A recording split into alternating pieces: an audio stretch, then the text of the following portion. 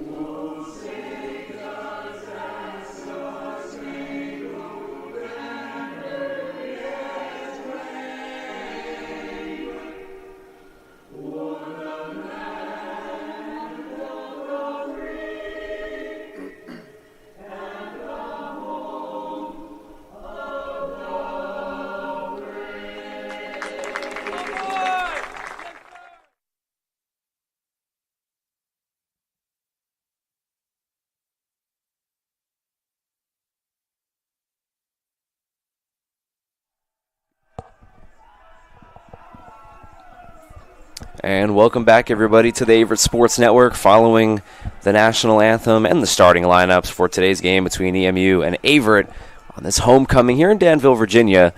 Beautiful day here, 60 degrees and sunny in this mid-October game.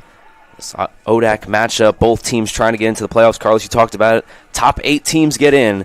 It's a busy day here in the ODAC. 6 games kicking off for today on this Saturday afternoon. And so Averett coming in 12th in the ODAC right now, and EMU at 9. So a lot to play for so far in this game.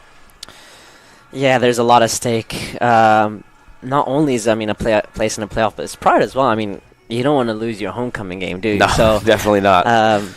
Arguably the biggest home game of the season will happen in front of our eyes, both for you and I, but also for the viewers at the Averett Sports Network. For sure. So, you do not want to switch off from here, I think. Definitely, and obviously, they dropped their senior day game 3-5 to Shenandoah last time we were both doing that game. And so, like you said, the grills are out, baby. The tailgates are starting pretty early, 11 a.m. Let's roll. Yeah, man. And so the fans are ready to get this one underway for sure. Yeah, this is a great and beautiful day for ODAC soccer. Like you mentioned, I mean, there's kickoff times today stretching all the way from 11 a.m. Shenandoah versus Guilford until Hampton Sydney and Randolph College kickoff at 7 p.m. So, I know it's a beautiful Saturday, but there's nothing wrong with staying inside and watching all those games. Definitely, for sure. As we're getting ready for this one, Averett will be in their gold tops today, and EMU will be in their blue. Averett with the home field advantage so far this season, 2-3-1, looking to get back to 500 here at Daly Field in front of these home faithful. Like we said, the crowd is going to be ready to go. Everybody getting ready for the football game at 4 o'clock. But first, Cougars have some business to do here against EMU. Yeah, you mentioned the yellow tops of Averett, but then you see the blue of EMU, so you would think it's the 1998 World Cup final between Brazil and France. Love it. Love the history there. Averett coming off of a tie against Roanoke on the road in their last game, 0-0.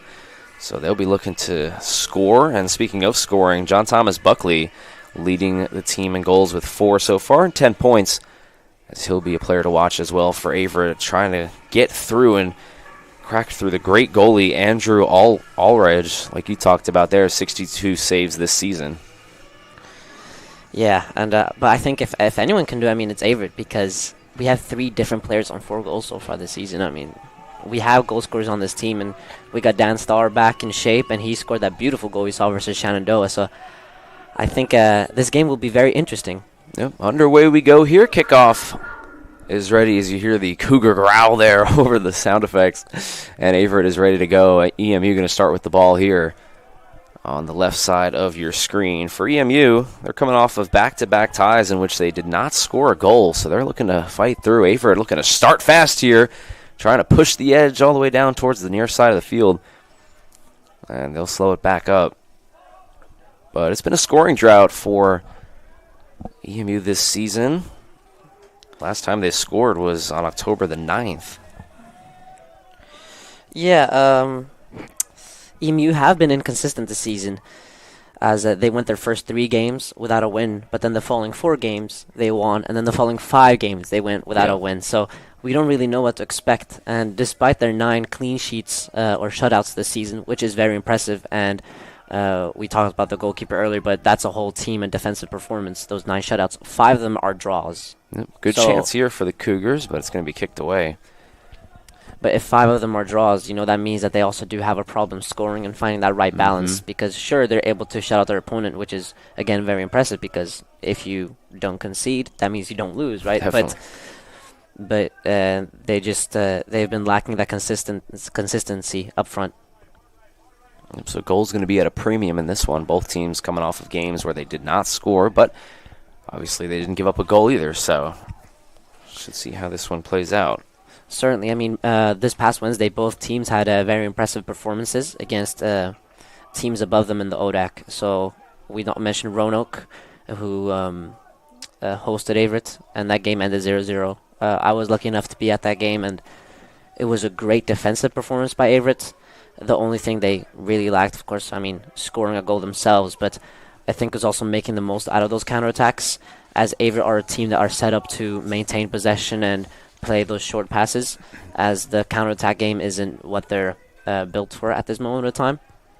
And this seems like a game where it suits them in the sense that they will be able to maintain possession, and we've seen that so far, that they're the team to at least attempt to assert themselves as a dominant force so far this game. Averett trying to, nice pass there, but just can't get it on his foot. That's going to go, almost looked like out of play. He keeps it in, and now the whistle will blow. Not happy with the call there, but it'll swing back the other way, right back to EMU. So Cougars will lose possession on that one. 42 minutes in the first half.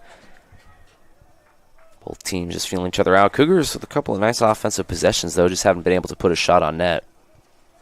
Yeah, certainly. I mean, there's still a lot of soccer to be played, so I think these early signs at Averett are good. There's a turnover and a shot, and right on cue there, announcer's jinx. It's the first test there for All Edge. He's able to save that one for his 63rd save of the season. No, but it's just like what we were talking about. I mean, the early signs from Averett seem good because it seems like they understand the task at hand and that they're not trying to waste any time in getting the assignment done. Cougars back in their own end here, trying to push the issue. Long pass all the way, trying to find Gutierrez there. Just goes over him, trying to fight for it down there low. As that was also number 22, Caesar, trying to get it. Be a Gutierrez throw in here. Gutierrez gets it in. There's Daniel Sierra trying to get that one over end, but can't find anybody, and it'll roll carelessly out of play.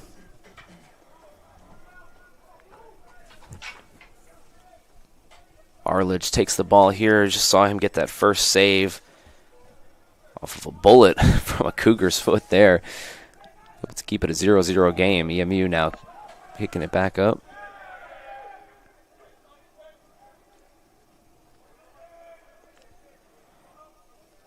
Nice fight for the ball there by the Cougars. Shrugging off a defender, though. Nice play. Back towards the 50-yard line here.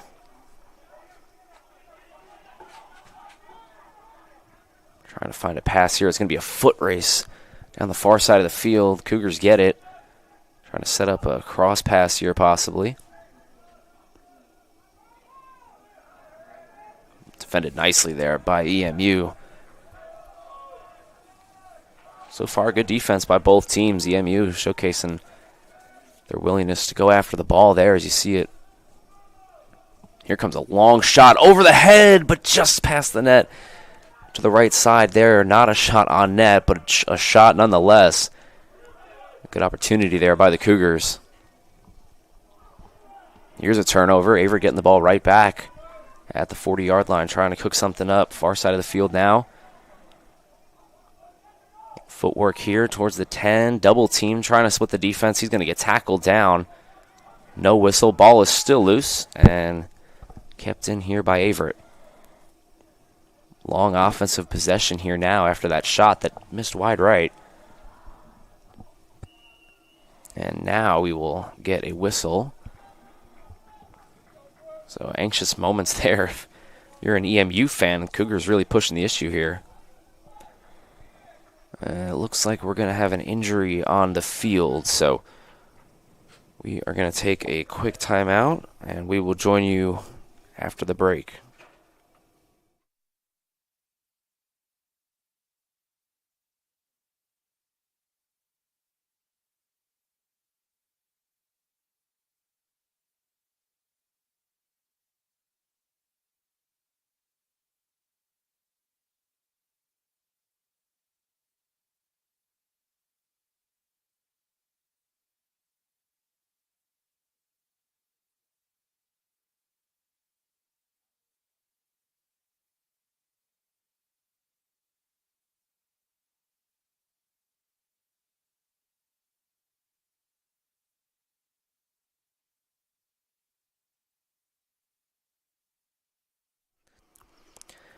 And welcome back, everybody, to the Averett Sports Network. Thomas and Carlos joining you here following that injury timeout with 39 minutes and 17 seconds remaining here at Daly Field in the first half of the Cougars and EMU. EMU now kick this ball back, try to get some sort of offensive possession going. So far, time of possession has favored the Cougs.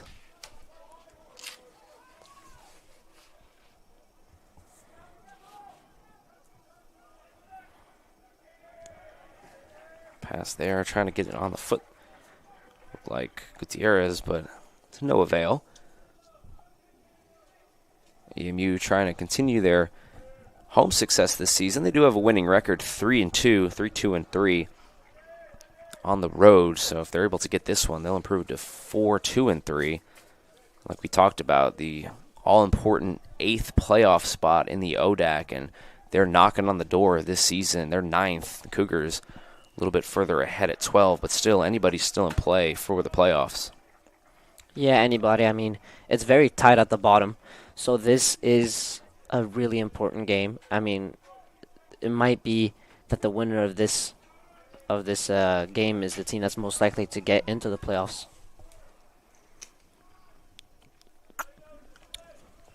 Important game for both teams here. Cougars with the home field advantage on homecoming day. Free kick here for EMU. This one's going to go all the way down towards the net. Try to get headed over. Keeping possession, though, off of the rebound. The Cougars' front line is able to knock it out. Nice play there. This ball is going to go way up towards the net. Dangerous opportunity for Yates, and he's able to get it out. And it'll go out of play there. So first opportunity there for EMU. With not even 10 minutes played, I think the blueprint for this game is almost set. I mean, the way Averett and EMU play are very different in the sense of directness and physicality and so on. Averett trying to have a patient possession play, not be too direct, maintain possession, and try to play the opponent out and make them approach, and then find space somewhere else, switch the point of attack, all this kind of intricate stuff, whilst just early on from the set piece and the way that EMU have had this low block, it seems like they are aiming for a counterattack, going direct, making the most out of set pieces. So I think from a tactical point of view, this will be very interesting to see. Far side pass here all the way, but that's going to go towards the woods here at the North Campus. But yeah, like you talked about there with that, tactical strategy and stuff. I mean, both teams very different, but the similarities in the scoring and the defense are there. Like we talked about, I mean, both teams like to hold their opponents to low scores, so goals will be at a premium in this game. Certainly, but I think that's almost why you want to see the whole game, because if you were talking about EMU, for example, they score more in the first half, and they concede less in the second, and they have more shots against in the second half compared to the first half, and they also make more saves in the second half compared to the first.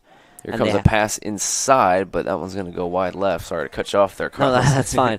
But they also have less corners in the second half, and their opponent have more corners in the second half, comparing all this to their first half performances, whilst also they themselves are forced to commit more fouls in the second half than the first. So I think from a tactical point of view, this is what I'm talking about. They've been very good at scoring in the first half, and then maintaining goals against, as you said, at a premium. And then that's how they've been able to get wins, especially on the road. On the road, it's an expectation that the home team is a dominant force, so that they've been able to get that early goal and let the opponent dominate the game, but then forcing them to have to take long shots or create low quality chances. So we should expect an Averett team to be knocking on the door, but we shouldn't be expecting a prolific or a clinic from the Cougars today. Stephen Delsid there on the throw-in, the freshman from Springfield, Virginia for EMU. Trying to get that one in. See if the Cougars can test all Arledge there. Trying to break through. He's been so good this season. Now is EMU trying to push the issue on offense.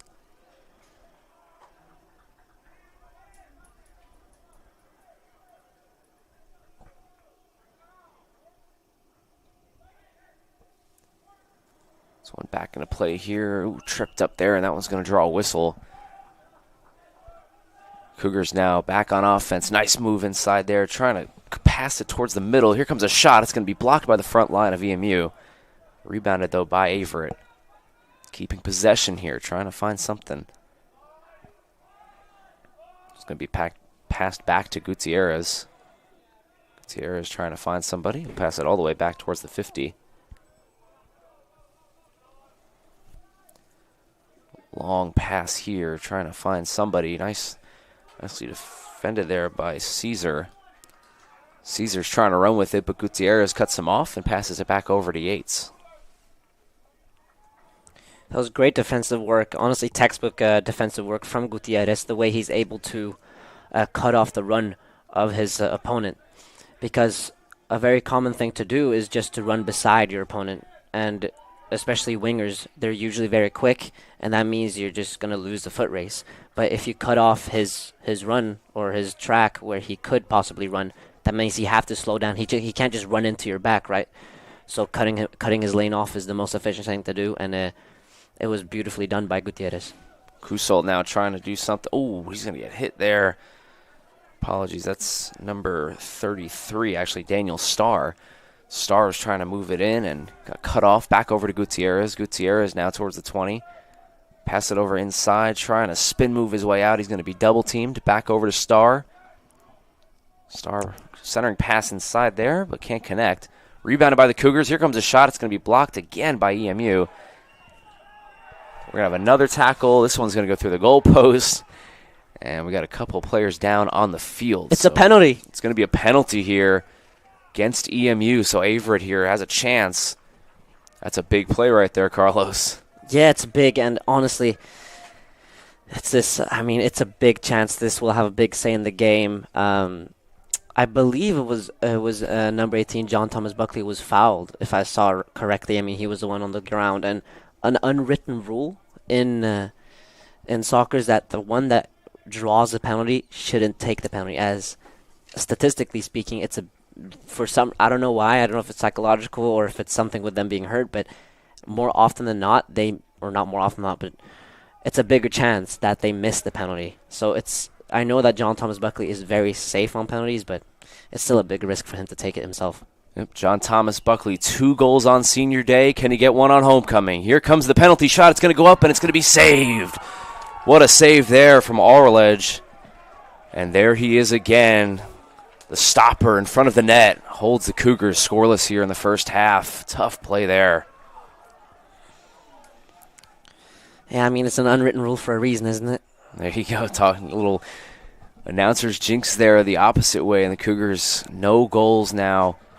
John Thomas Buckley had a penalty shot scored in the last home game that we were at against Shenandoah, but they're no luck. So our first real big moment here in the first half. Cougars come up scoreless there. Yeah, there's still 31 minutes left of this half alone, so I think there's no reason to throw the kitchen sink at it so far. Here comes a free kick. This one, nice headed there, trying to get in towards the net, but defended nicely again by EMU. So now it's a foot race. Trying to get it. There's number 12, Brian Rodriguez.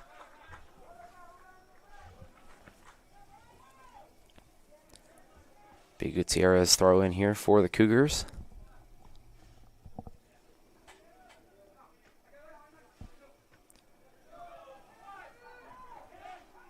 Still fighting for it, trying to keep it in there. Nice play by Daniel Lilly.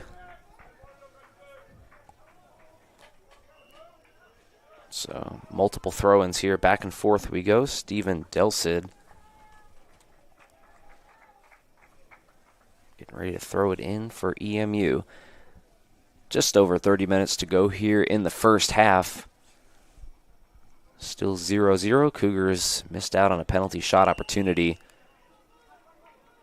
just a few moments ago. So we are still scoreless here between these two teams fighting for the playoffs down the stretch.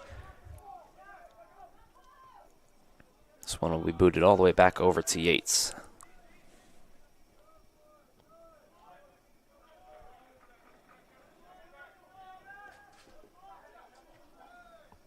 Nice pass over there to Gutierrez. Gutierrez using that speed, trying to get the angle. He's going to be cut off there by Caesar. Still trying to fight for it. And now in the honor of our football game coming up at 4 o'clock, that one is going to be punted all the way down to the 20-yard line and back over to Yates. Both teams here slowing down a little bit after a pretty fast start, honestly. This one trying to get all the way down towards the 10. It hits the foot there of the Cougar. Stutter steps in. Buckley trying to find a way. He's going to shoot it. It's going to get blocked. And cut out there by Yonder.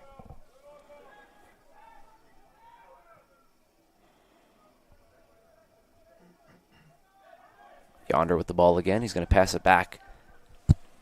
Just trying to get this ball out of their own zone. Cougars trying to force a turnover. Still pushing. And now EMU is able to get a little bit of breathing room here. Nice defense there by Averett. Carlos, what are you seeing from the Cougars' defense so far here? Looks like they're playing pretty hard. Yeah, they have a very high line, which means that there is a lot of space in behind. So it's a high risk, high reward thing, but it's reaping the reward so far. The high line means that the rest of the team can stay higher up the pitch, win the ball higher up the pitch, and the counterattacks they've been able to nullify. So far, I'm loving what I'm seeing from the Averett defense. Get a whistle there, and it'll go back the other way here. Yeah, the Cougars playing pretty hard on defense so far, forcing a couple of turnovers in EMU's own zone. Del Cid will give way to number 19, Hudson Acosello. Acosello now will pass it all the way over.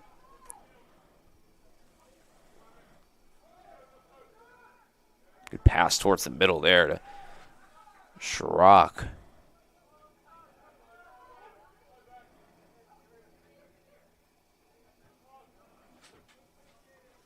Far side towards the corner here, trying to keep it in. They do. Averett trying to get it out. Here comes Yates with a great save, and they boot it away. Cougars escape trouble there. That was a close one down towards the net. EMU still in possession, though. Back to Seldick.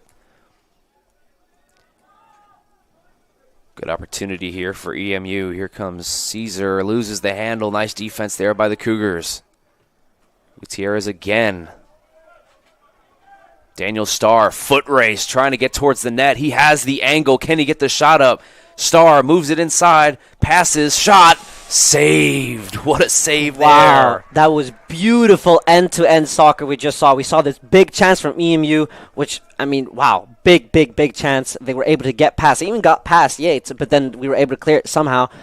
So beautiful defensive work and great attacking work from EMU, the way we just expected them to do, direct counterattack approach. And then Gutierrez does a great job in stopping the left winger, getting the ball down the field, and then a foot race from Dan Starr, and then it's crossed, and this great shot by John Thomas Buckley, and an even better save by the EMU goalkeeper. So I'm loving what I'm seeing from both teams so far. Yeah, Starr and Buckley there trying to put it behind the net, but Arledge with a terrific point-blank save. Here comes a corner kick.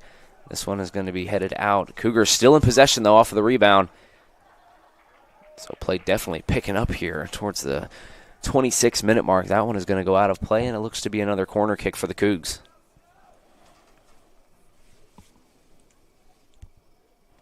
The way these two teams are playing so far, I think they know that it's a big day for ODAC soccer. So I think these two teams want to know that they're playing the big game today.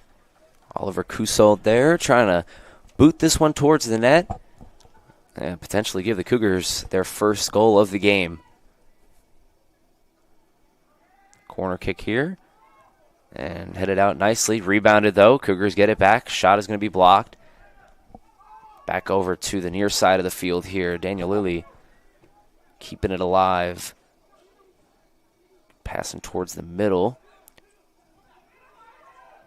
Here comes a shot again, and this one's going to be headed out, but the Cougars just continue to keep possession, but now finally give it up here gutty possession there from the Cougars.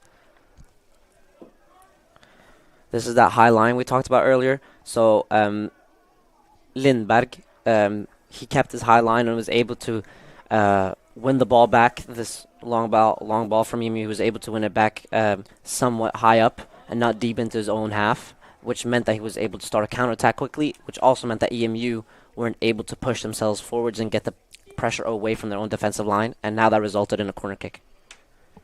And here comes that corner kick here, and the Cougars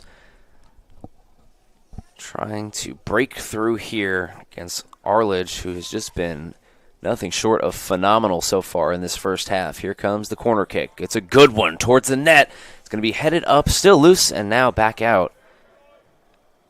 That was a really good corner kick there, an opportunity. Here comes the move inside, trying to find an angle. Shot is up and blocked again and out of play. And guess what? We're going to have another corner kick here for the Cougars, Carlos. So more opportunities underway. Yeah, I mean, this is Averett have been dominant so far, but based on what EMU have done so far this season, they know what they're doing, and it seems what I really like about this game. It seems like there's two teams that want to play against each other, based on their so different game plans. Averett are a team that wants to dominate possession, wants to have more shots, more of everything, more possession, whilst EMU have no problem with staying back and relying on those counterattacks, and they have so far, and they almost got the goal that they've been yearning for. Yep, as that shot is going to go up, and it's going to be saved again by Arledge. Good pass there by Lilly, but nothing doing still. He is going to be tough to crack down there. Junior out of Fredericksburg, Virginia. See if EMU can get something going here on offense. That's not going to help. Here comes a turnover. Pass over towards the middle, and it's just going to go a little bit too far.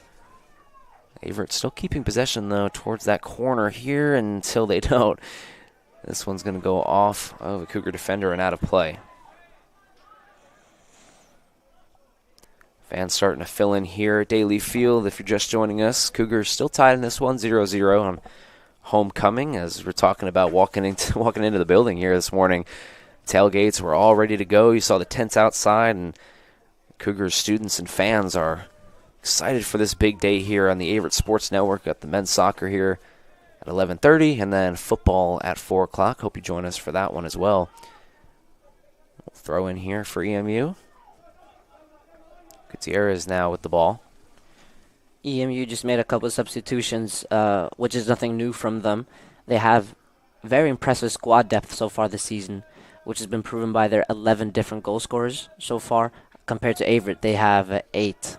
So EMU are dangerous all over the field. Yeah, so this is why you're good for me, Carlos, because I didn't even realize that they switched substitutions here. I'm like a dog focused on the ball. I'm watching the ball the whole time. So you're like my secondary eyes over here. I appreciate it. Oh, of course, I got you. This one to the far side, fighting for it towards that corner. Looks like they're doing a little dance down there, and now finally EMU gets it.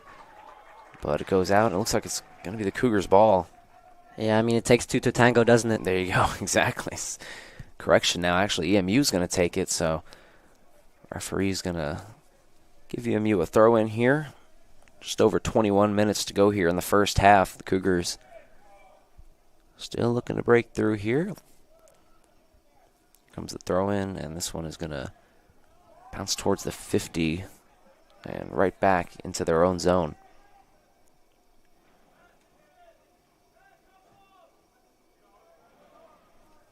Daniel Starr and John Thomas Buckley had a good chance. John Thomas Buckley actually had a penalty shot around the 30-minute mark, but still nothing going. Cougars looking to change that here past the 20. And pass back over to the middle of the field. All the way down towards that corner, trying to keep it in.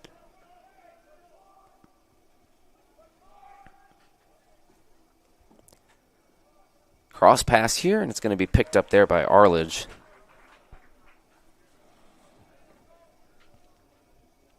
So Arledge has definitely been the more busy goaltender so far today. Yates hasn't really been tested too much. He made that terrific save, though, a little bit earlier in the first half to keep EMU out. So both goalies keeping their teams in it.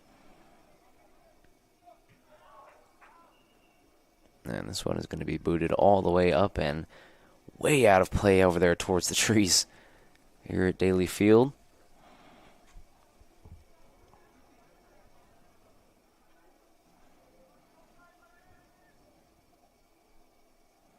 Throwing for the Cougs, trying to get some more offense going. They've had some good possessions here late in the stretch.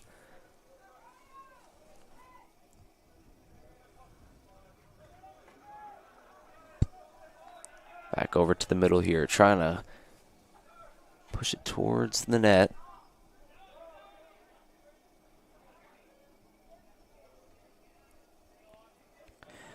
I think that Averett, of course, have been dominant in this game, and EMU have no problem with that based on their performances so far this season. But what I like most about them, the Averett that is being so dominant, is how comfortable they look and how happy they look playing. Because let's not forget they are in the middle of an 8-game winless streak. They've gone 8 games without a win. This is the 9th game if they fail to win. And despite that, they're happy. They're playing with one another. They're able to maintain possession. They're remaining positive, even though they've had their setbacks. So I think that's my favorite part of this game so far. That's a great observation because, Coach Philip Wilson now in his 11th season for the Cougars, has quite a bit of experience, to say the least, here in Danville. And so you kind of get that feel that, he's oozing confidence despite the fact that they haven't won a game in quite some time. So like you said, Averett, from the game that we saw against Shenandoah on senior day, this team, despite still not, winning, still tied 0-0, but they look more comfortable. They look like they're playing more loose, like you said. So definitely interesting. Cougars now trying to get the ball right back.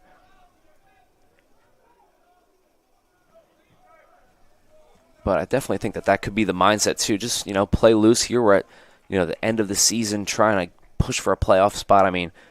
It's definitely exciting. Everybody should be on the same page and, playing freely for sure.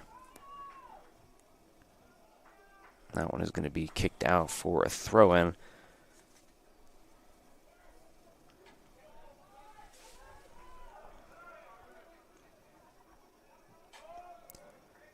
Right back over to Yates. Tyler Yates, the graduate student from Greensboro, North Carolina. Get it back over to Gutierrez.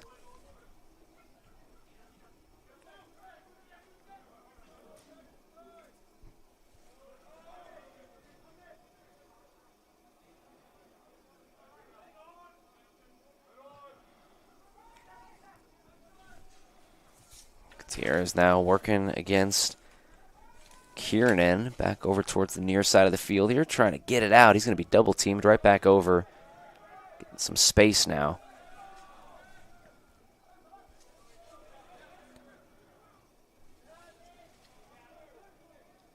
A nice defensive play there. He's going to be tackled down, and that's going to draw a whistle. Poor Leo there was trying to get it up, but he was tripped. We talked about the positives from both teams and how they're sticking to their game plan. But one thing I just noticed with Averett, if they want to make the most out of their game plan, they have to be more quick in their passing, and not only intricate-wise, like between one another and short distances, but also when it comes to switching point of attack.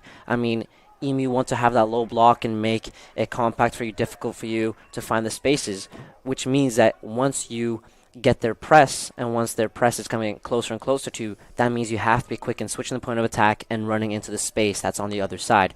We had an opportunity here where it was some small intricate passes on the right-hand side, and Averett were able to maintain possession, and EMU were coming closer and closer. And then Mario Gutierrez had the chance to switch the point of attack over to someone like Anton Lindberg all the way on the other side, who would then find Kosold. Kosold maybe across it, right?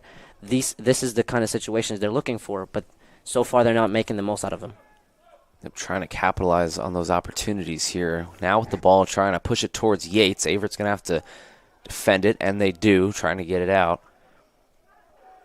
Oh, yeah, that's going to draw a whistle there. Tripped up trying to stop the attack of Averett as they had a full head of steam heading down the field there.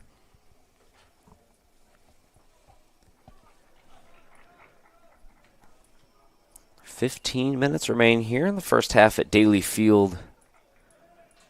Thomas and Carlos bringing it to you, Averett Sports Network here on Homecoming. The Cougars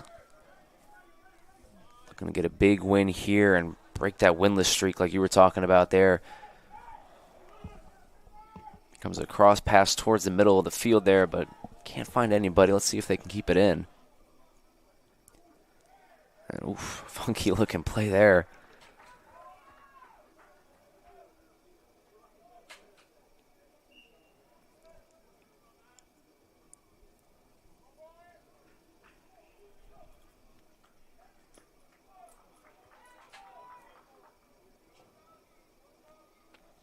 We'll throw in here, a stoppage in play, and right back into it. EMU just made another 2 subs, and earlier we talked about how substitutions have been key for EMU to score goals, that they have 11 different goal scorers so far this season, which is very impressive. But it seems like also they're making defensive substitutions, which means that it must be very physically draining to be at the back foot so much, not necessarily goal-wise, but at the back foot where the other team has momentum and they're constantly trying to knock your door down. Yeah. Which means they're making defensive substitutions as well to keep fresh legs, keep fresh minds, more importantly as well, in those defensive areas. Long pass here. Oh, nice header trying to get it towards the net. He has the angle. He has a shot, but it is going to go wide right and way over the net. But a good opportunity nonetheless. That was very impressive by Averett. That's totally different to what we've seen so far today. Now it was EMU kind of pushing people up with that long throw and so on. And then there was all that space in behind, which we're not used to see from EMU. And then Dan Starr really made the most out of it. The only problem was his shot, which went over the bar. But his ability to keep and push players off of him, head it into space, and then not only head it into space, but head it in a way where he was the first person to get to it was very impressive.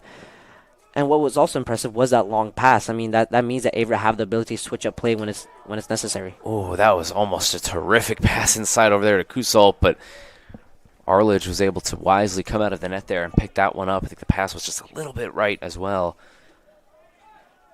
But Averett now pushing, getting a couple really good chances. You mentioned Daniel Starr there. Obviously, you know, he almost had that shot that just went wide right, but he's had a couple of good opportunities in this game. He scored against Shenandoah, and this season, Starr has a goal, and it was against Shenandoah, like I mentioned, but you know, he's had a couple good opportunities in this game, just hasn't found the back of the net.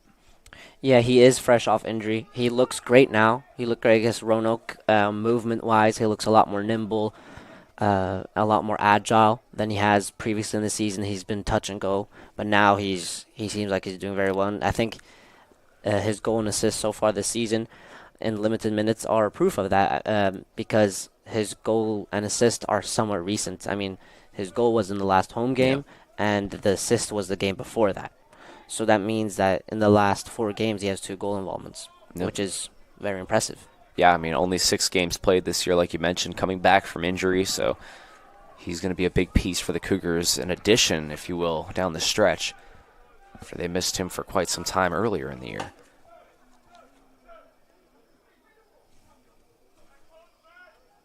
Averett back on offense here, trying to get something cooking down towards the far side of the field, towards the 30-yard line now.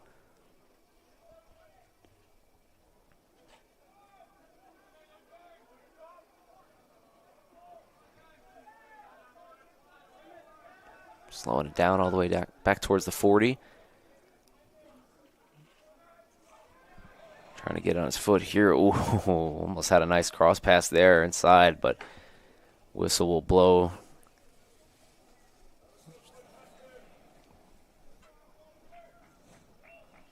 And Arledge now will come back out and boot this one away for Eastern Mennonite.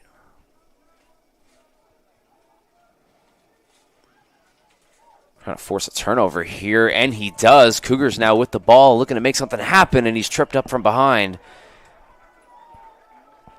And that's going to be a yellow card, I believe. And, yeah, we had lot of stuff going on here. A shot towards the net. I don't think, it's not going to count. No, it's not going to count, but I love the initiative. Yeah, I mean, hey, let's see what can happen here. Maybe he's catch somebody sleeping. But, yeah, I believe that's going to be a yellow card against Eastern Mennonite. Yeah, this Averett press is honestly really good. And they understand that EMU, they want to do those long passes, that direct play, which means that if they are quick on the press, that means that they're not afforded the time to scout for those long passes and execute them, which is why this Averett press has been very good so far. This game, and a couple times they've been able to win the ball in EMU's defensive third. So now we'll have a free kick here. John Thomas Buckley and Oliver Kusolt down there with the ball. Not sure which one's going to kick it, but a good chance nonetheless. It's going to be Buckley. Now it's going to be Kusolt. Kusolt takes the shot and misses up top towards the net, so doesn't get it on net. Gets the shot, but not really close to Arledge.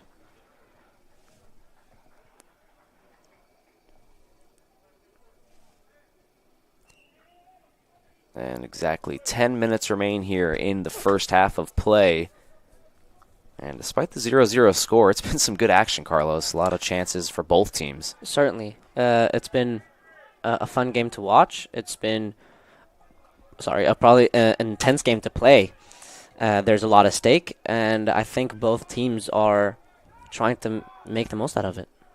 Yeah, I mean, I played soccer when I was 6 years old, Carlos, so this is definitely getting my juices flowing. I want to go out there and, kick that ball around, What position did you play?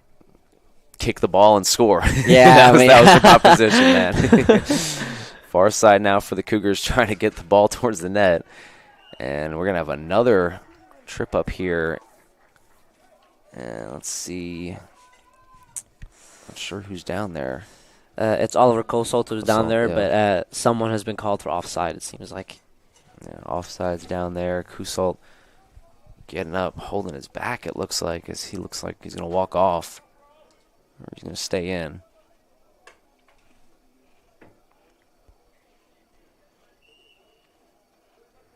Now with under 10 minutes remaining here, I'll ask you a question, Carlos. What do you want to see the Cougars do here down the stretch? Just keep it simple, or do you think they're going to try to push the issue here and try to get that one goal?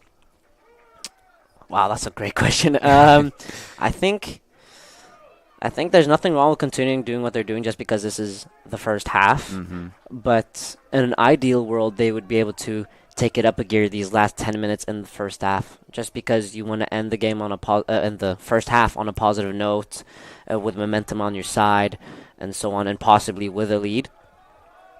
So I think even more intensity is what I would want from Averett, but just if they keep doing what they're doing so far, I think they'll be fine. Yeah, for sure. I mean, I think, it might sound like the easy answer is to say, yeah, turn it up a few gears, but, if you do that and you make a mistake, and then you're trailing 1-0, so you definitely want to be careful not to push the issue too much, but obviously, like you said, it would be really huge for the Cougars to get a goal here down the stretch and, take that lead into halftime. Yeah, certainly, because, taking up a gear doesn't necessarily mean sending more players up and just trying to get that goal like it's the last 10 minutes of the game and they're 1-0 behind. No, it's just that I think if they just played with more intensity, which would mean higher press and more tempo and passing, that's what I would want the last 10 minutes to be summarized or to be described as. Yeah, we've seen a couple of nice presses by Averett trying to take the ball away from Arledge. A nice shot there by Kusol. He missed a little bit wide right, and Daniel Starr also missed wide. So Cougars definitely have had opportunities in this one, just haven't found the back of the net yet. Nice pass there towards the out-of-bounds line. Still keeping possession here as they fight for it. And this one will be lofted all the way over the Cougars bench.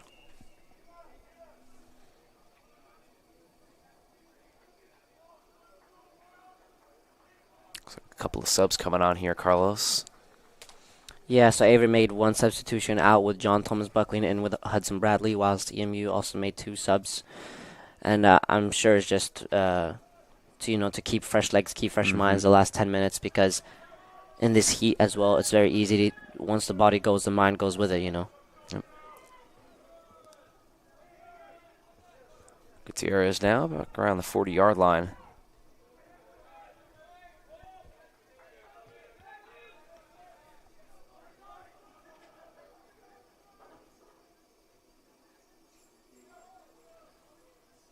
Trying to split two defenders there, and almost does, but he loses the handle on it and back over to EMU. Eastern Mennonite now pushing it, trying to find an angle. Looks like he does. Now he's swarmed by 3 Cougars. Passes it over to the left. It's going to be turned over. Still loose, fighting for it. EMU now has it. And back over towards the 50. 5 minutes, 30 seconds remain here. That counterattack opportunity that we just saw from EMU is exactly what we're to expect. Averett to try to get a goal and push people up, especially Oliver Kosolt, the left fullback. And then the space he leaves is the space that they want to exploit. And they did a great job in coming as far as they did. But what's really good about this Averett defense is how they complement one another. I mean, Oliver Kosolt is a great attacking asset. He has a Danish dynamite of a left foot. I mean, it's honestly a great left foot he has. But Mario Gutierrez is so good at defensive positioning. So you saw he didn't even need to be told where to be, and he was able to intercept the pass that's going to go on the opposite side of where Oliver Kosolt was attacking. Because Oliver Kosolt going all the way up means that Mario Gutierrez understands that, okay, he has to form a back three alongside Jaime Vasquez and Anton Lindberg. This cross pass here is going to go out of play, but I like that dynamite of a left foot. I like that. As Starr also had a chance, but he lost the handle on that last possession and then put up a pretty good shot. But again, Arledge right there to meet him. So 4 minutes, 12 seconds remain. Arledge back in net. And he'll kick this one away. EMU now trying to get some offensive possessions going. And, you know, we haven't really seen a lot of that, honestly, for the last 20 minutes of this first half. It's been a struggle for EMU to try to get some sort of offense going and try to test Yates. He hasn't really been tested that much here. No, he hasn't. I mean, that was that chance earlier in the half, which was dangerous. Yeah. But Averett have been able to stand firm with this high line and high press, and they've done a great job in maintaining possession. But EMU, if they come out of here with a draw, they'll be more happy than Averett will be.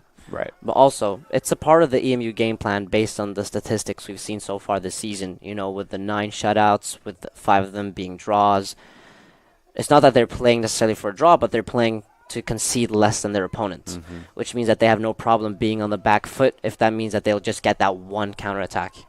Yeah, all it takes is one. And it's a good point, actually, because you know, EMU can play that way for the majority of the game. And then, like you said, I mean, they just get one push, one shot, and then that can ultimately be the game. So definitely an interesting strategy. Under 3 minutes to go now. Cougars are going to have a corner kick on the far side of the field. I think strategy is a great word to describe it because psychologically as well, I mean, if you know that you're EMU's opponent, you know that they're able to stand firm, but you also know that they're able to get off that one counterattack, and that one counterattack is all they need. Ooh, that was a close one there, Carlos. Oh, my goodness, as Arledge is just sprawled out there on the ground with the ball in his chest. Cougars had a good opportunity there, but again, to no avail. Yeah, and again, to no avail. I mean, again, this is the psychological part we talk about, being able to remain patient, but also knowing that EMU are a team that stands firm defensively and that they only need one counterattack to score. And counterattacks often are fast breaks with a lot of space that go quickly, right? That's the definition of a counterattack. And one of those is all EMU need, and they know that the EMU opponent, in this case Averett, knows that conceding only one of those big opportunities can kill the game. I like the word you use there, patience, because I think that's a great word for Averett, and I'm sure that Coach Phillips will be preaching that at halftime. You got to stay patient against EMU if you want to win, because like you said, it just seems like they're kind of waiting you out, and then that moment that you slip up, that moment that you sleep, they might be able to put it back behind the net. Cougars now with the ball, looking to put up a shot towards the net. It's going to go towards the net and loose and picked up by EMU. Foot race now, trying to get it, and it'll go out of play. A couple good opportunities there. Wyatt Acapole down there throwing the ball in. Shout out, as looks like that's going to be number 12, Brian Rodriguez now trying to throw it in.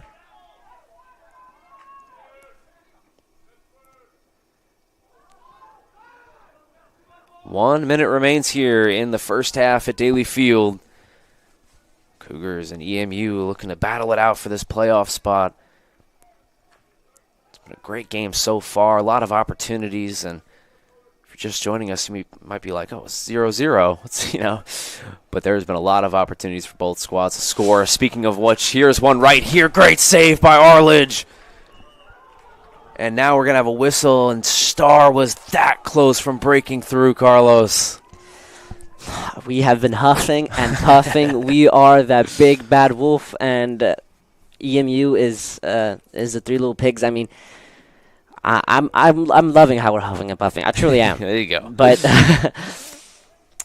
but it's I'm kind of wanting to compare this to the Shenandoah game. Yeah. In the sense that Shenandoah were huffing and puffing, and then it was inevitable that they got their goal. So I don't want to call it inevitable that we're going to score, because at the end of the day, it's not. But I think it's great how we're remaining patient and remaining positive and just pushing on. Only one way to find out if it will be inevitable. Stay with us here on the Averett Sports Network. We're going to take a quick break for halftime, and me and Carlos will be joining you guys in just a moment.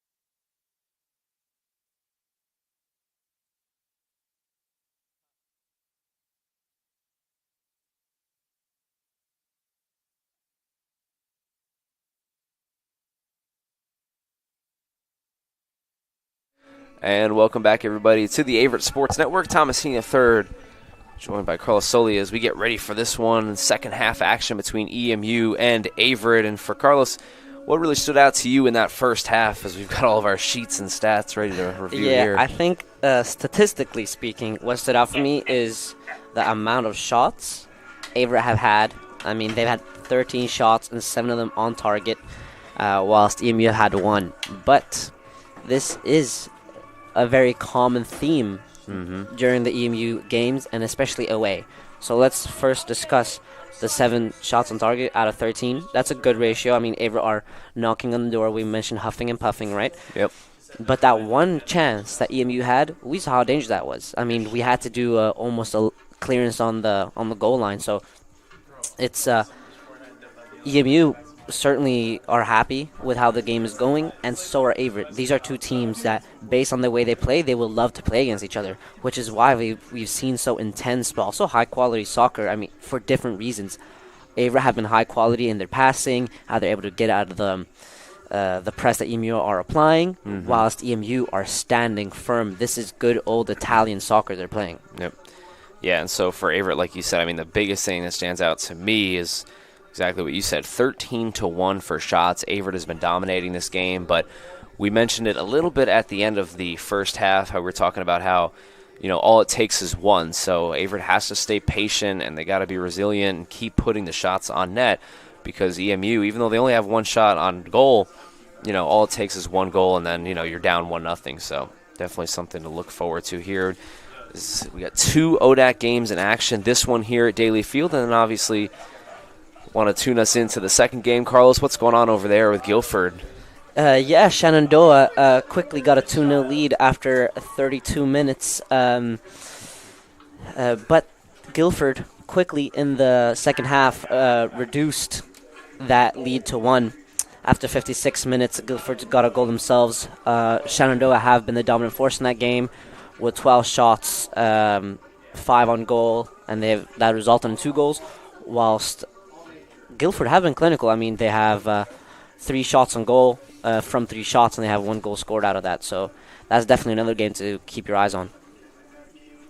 So we're going to have a new starter in the lineup starting this second half. It's going to be Joshua Garcia, sophomore, getting the second half start here out of Sanford, North Carolina. So as we get ready for the second half of action, Cougars and EMU, the Royals, looking to keep their playoff hopes alive. Both teams, really. Obviously, EMU coming into this one 5-4-6, and Averett 3-5-5. But, here at homecoming, the Cougars definitely expect to win this game. And I think you talked about it a little bit in that first half. The energy is definitely different than what we saw on Senior Day against Shenandoah. The Cougars look spry. They look ready to go. They've had a lot of good shots at the net. And one player I wanted to talk about in particular is Daniel Starr. I mean, he has had a pretty good first half. And, he's had, 2 shots on goal. Both shots were pretty good.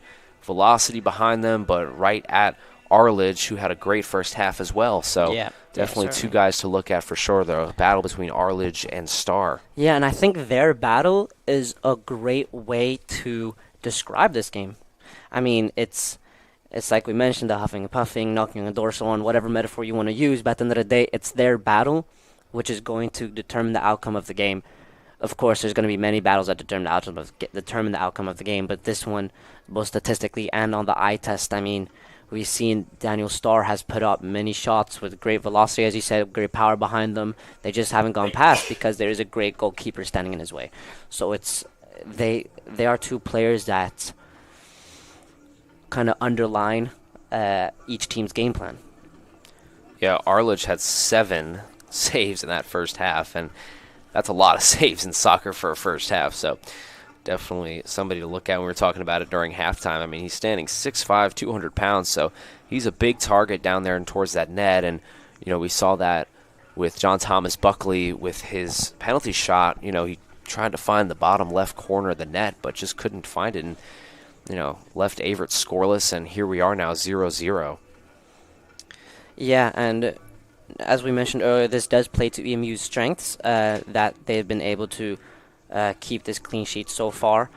As we talked about earlier in the game, the difference that EMU have statistically in the first and second half is going to be very interesting, because they're used to scoring in the first half and then playing with this low block, but they haven't scored in this first half, and they haven't created as many chances as they would like, which is in the favor of Averett so far, which means that they don't have to do any risky moves so early in this game.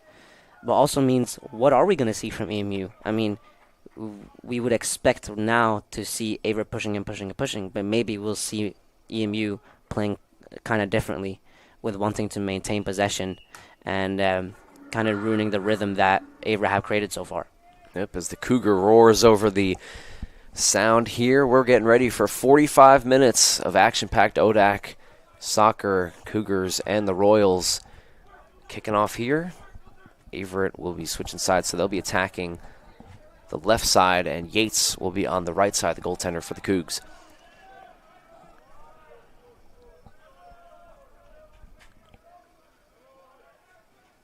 All that strategy, like you said, too, depending on how EMU plays this second half, and if they keep this more patient approach, I mean, got to imagine it's really not sustainable to have 13 shots in a half. I mean, they're really relying on Arledge, and he's definitely answered the bell, but, it just get the feel that all Averett's going to really need is 1 or 2 goals here, and they can put this away.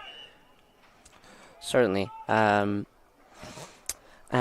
again, it's like you said, I think sustainable is the word, because it might not even be sustainable for Averett to create that many chances again, because this is a totally different half. EMU might come with a totally different game style, but at some point, the goalkeeper for EMU might make a save, but then there's a rebound and it's an easy tap and so on. So EMU must understand that the way they're playing, even though it's very organized and respect where respect is due, that they've remained very disciplined, it's incredibly difficult to keep that clean sheet and rely so heavily on your goalkeeper to save not only that quantity of shots, but the quality of saves he's forced to do as well is impressive. So EMU, I think they're wanting to get that goal, which means that there might be more spaces in different areas for Averett to exploit, and they need to be ready to change up their game plan. This is not a good sight here, as Oliver Kusselt there was a little shaken up as he limps off. He's going to stay in the game, but definitely not in good health down there right now. Hopefully he's able to sort it out. I'm not really sure what happened there, but he's obviously limping here towards the near side of the field. EMU now trying to fight for the ball back. Curious to see if Coach Phillips makes a change. I mean, he's still kind of hobbling around down there towards the 50-yard line.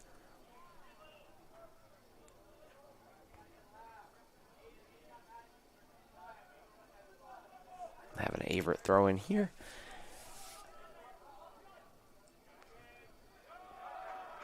Battling forward and kicked off of a Cougar defender.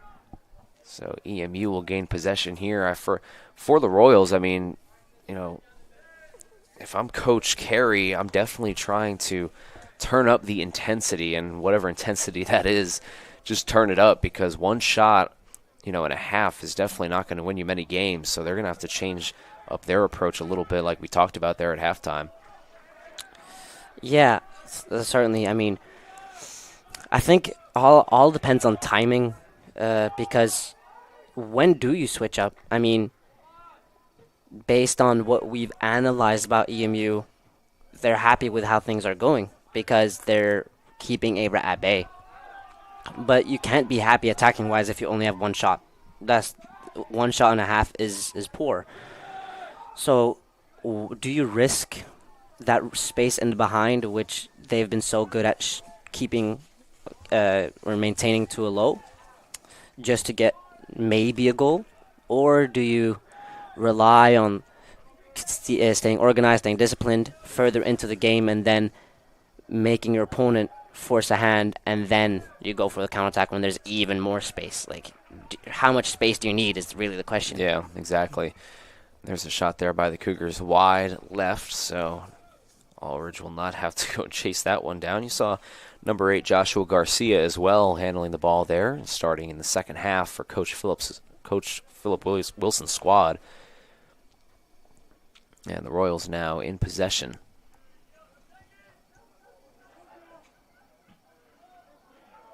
A couple of guys hit the floor there. Looks like we're going to have an Averett injury. Oof.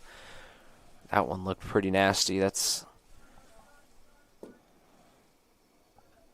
Hugo Marley's there on the field as the trainers are going to come on here, so we're going to step aside. Hopefully everything's all right down there.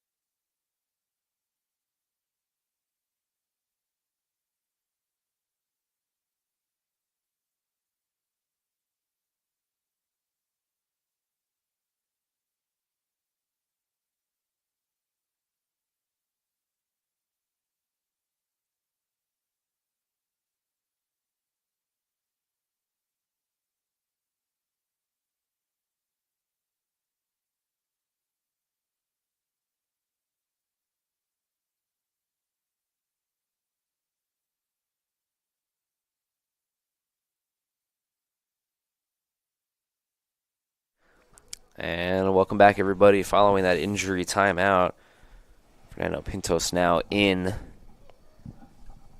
So we get set to start it back up. 40 minutes remain here. 5 minutes have gone down in the second half. A couple of shots by both teams, but nothing on the net so far. Caesar now trying to work inside there and loses the handle on it.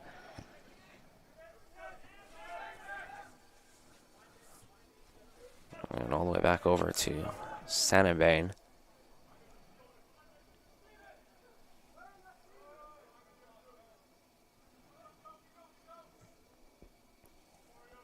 Deep pass there, but it's going to be headed away by the Cougars defense. And back the other way we go. So good defense so far by both teams.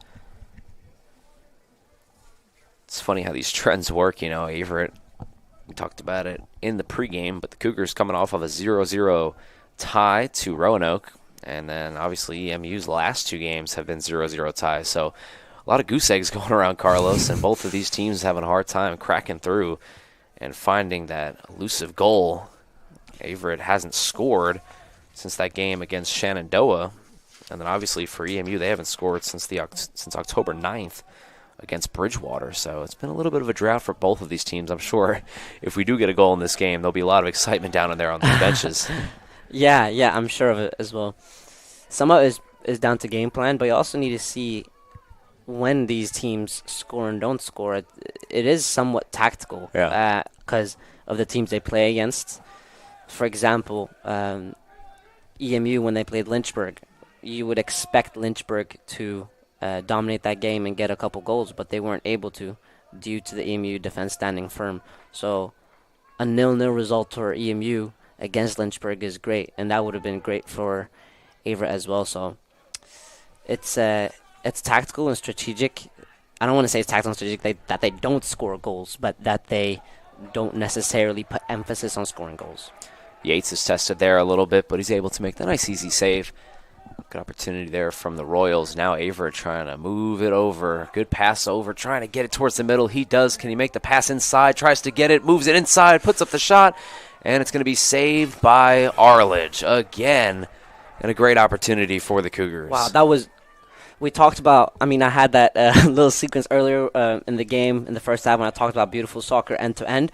This was almost as end-to-end, but what I loved about this was it was totally different to what we've seen so far from Averett, and which is that Averett have been playing against a low block this whole time, but now they constructed a beautiful counterattack from back to front with Dan Lilly flicking it on to Dan Starr, who played it back as Dan Lilly did a beautiful run down the wing, and then Joshua Garcia did a great job in waiting on John Thomas Buckley's run, because that run from John Thomas Buckley without the ball was great. He found himself in some space with a lot of momentum, with a lot of pace, and then Joshua Garcia just waited out his opponent, saw where the space was, passed it to him, and there was a 1v1 situation. So that kind of play is exactly what EMU have been trying to avoid.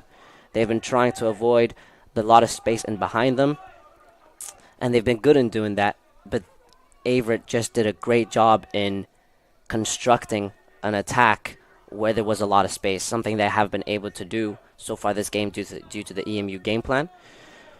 And I think Averett need to do more of that. They need to force EMU's hand in playing in a way that they don't want to play.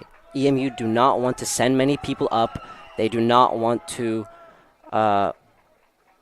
sorry, it's just there's something going on here. Yeah, I think there's going to be a yellow card actually here. It's a yellow card to Danville. Yeah. But Averett need to play in a way that EMU have to play in a way that they don't want to play. Because you see here, EMU were forced to maintain possession and send players up, which meant they were spacing behind exactly those situations where EMU do not thrive. Yeah, and like you talked about there, I mean, Averett has gotten in front of the EMU defense a couple of times in this game, and Daniel Starr has led that there. And obviously you want those one-on-one opportunities. I mean, those favor the offense, but so far in this game, Averett hasn't been able to flush those. They've had about 3 or 4 chances one-on-one versus Andrew Allridge, but have come up empty to this point. EMU now, there's number 4, Caden Sharrock. Sharrock now with the ball on his foot, trying to push it up. He's going to find Ventura. Ventura trying to cut the angle there. Ventura does. He's going to get hit hard. And let's see what the call is here. Ventura is down, holding his knee, as the referee comes over and looks at him. And Averett not happy with the call there. Carlos, what do you think? I don't know. I mean, it was an intense battle, a tough duel. I thought it would just be a corner. I didn't see necessarily a foul. I saw intense play. I didn't see a foul, but again, we have a different view from the referee, so he might have seen something we didn't. And it'll result in a free kick here for Kane Kieran. And Yates will be tested here. 35 minutes to go here at Daly Field, and the Cougars in a 0-0 tie, but goals at a premium. And EMU trying to get one right here.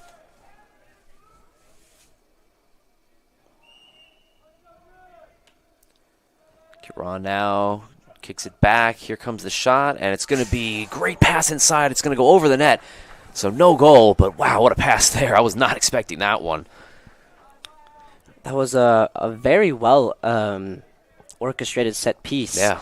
You know, it was acting as well. They were acting in the way that they were going to cross it, get it by the goalie, and then this player out of nowhere steps up, is all alone right outside the box, and then it trickles and it found someone in behind the defensive line, and then it's a finish. I mean, I know it was offside, but these are the exact kind of situations that EMU want to make the most out of, because they know that they are going to be at the back foot possession-wise.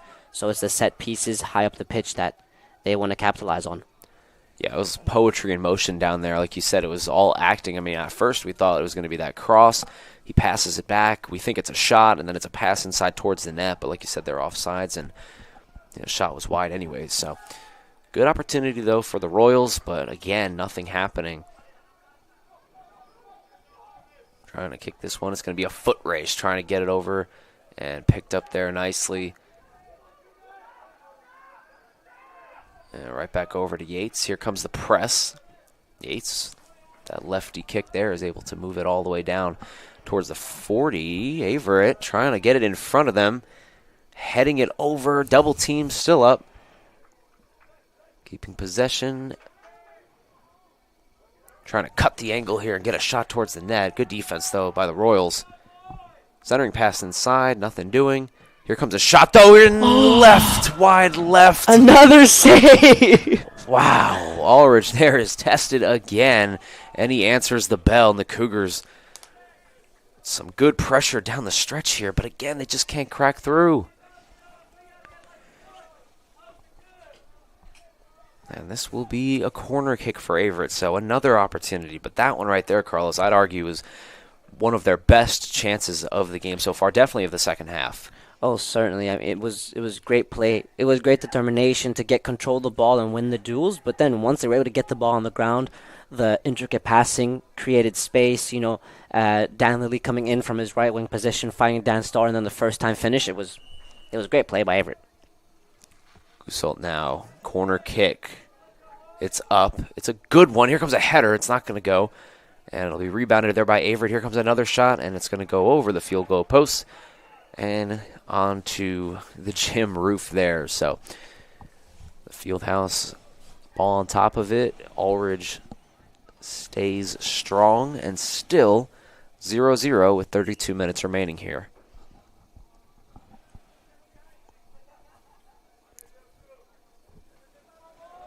The Royals escape trouble yet again, and obviously, it's not going to look pretty on the stat sheet, but this is one of those games where if you're the Royals, you feel like you can steal this one despite not playing great.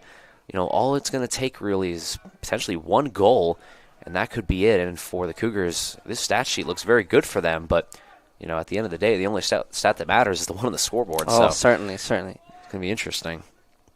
Yeah, I really like the way you elaborated on that, because it's a kind of a myth in soccer that the team that has the most possession or the most shots on target, whatever, is the team that deserves to win. But foot race now here, trying to get the angle, and a good defensive play there again by Averett. Sorry to cut you off there. No, Carlos. of course, it's fine. But what I'm saying is that EMU deserve to win this game in their own way. I mean, they've been very disciplined defensively, and they've been great in initiating counterattacks. So performance-wise and staying true to their game plan, EMU certainly have an argument saying that, hey, we deserve to win this game, but Averett as well, and then, the quality of soccer, intricate passing they're doing, and so on. So I think EMU are certainly happy with how things are going so far, but they would like for these Averett attacks to be fewer and far between. Yeah, right now, one goal feels like 10 as we head down the stretch here with just a touch over 30 minutes to go here in the second half. EMU now in motion, trying to get it over, stumbling, rumbling, bumbling, loses it. Averett now gets possession. A good defensive play there. Got Great the angle. pass. Here comes an opportunity. Let's see if a crossing pass happens. He's trying to move it inside. He gets tripped up. Don't hear a whistle. Arledge picks it up, and it'll be EMU's ball, and a good opportunity for the Cougars, but again, nothing doing.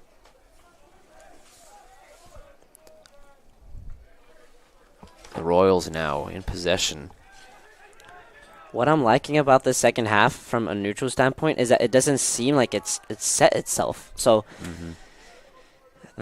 we talked about how the blueprint was kind of set in the first half, and how the first half panned out, but the second half is panned out kind of different. It's quicker in play in terms of there's no one playing patient possession. You see the players, they're quickly looking to release passes to one another. So Averett, they are not remaining as patient in maintaining possession, but they're still doing a great job in finding the spaces in between the defensive and midfield lines of EMU. And just like that pass from Fernando Pintos all the way over to John Thomas Buckley on the left side, that isn't a pass we saw at all in the first half. And that's because EMU didn't give up those spaces. But in this second half, EMU have been giving up those spaces, and Averett are exploiting them, and they're just not executing correctly at the moment. But this is a great game for the neutral so far.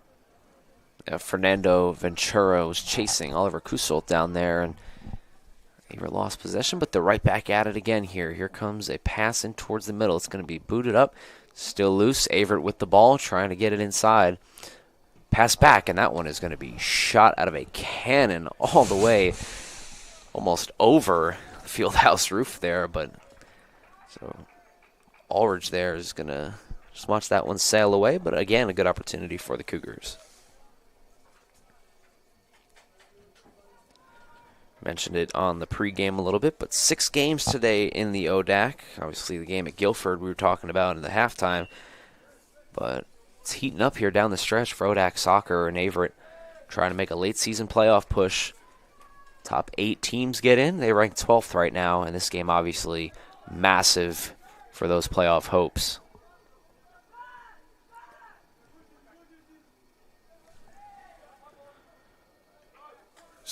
Chris Sebastian there trying to move it around. He's going to have a throw in here.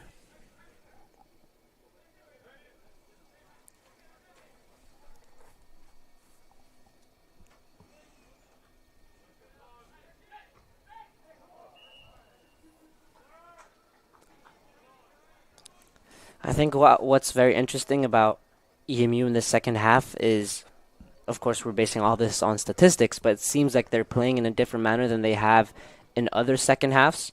So they've been very good at scoring in the first half and then having this low block, like we mentioned earlier.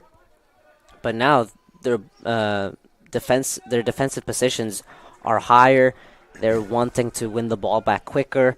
They're not as quick in getting their defensive shape back, but rather in this counter press, we're winning the ball back quickly and all this kind of stuff. Mm-hmm. So this kind of also has a role to play in that their away team, usually they're very inconsistent away, as they had 3 away games.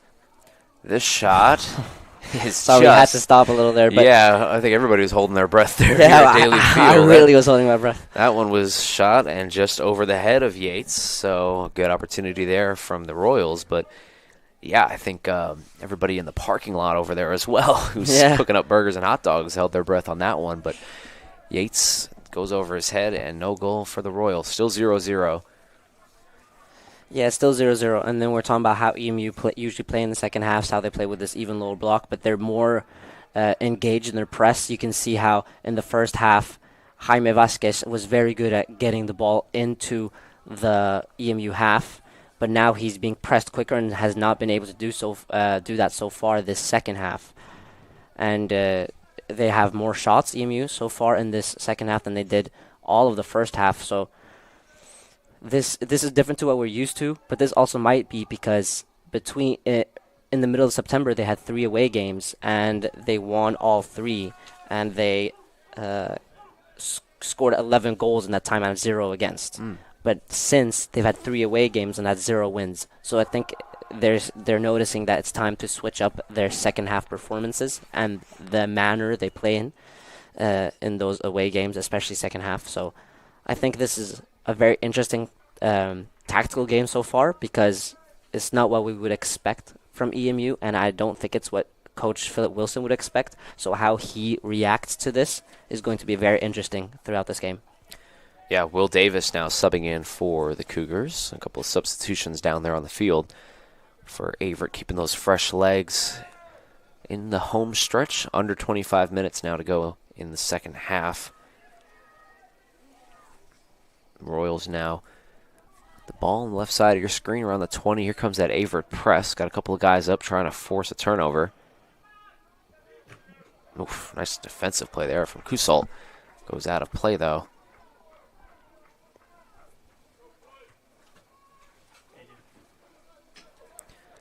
This one's going to go in towards the middle here.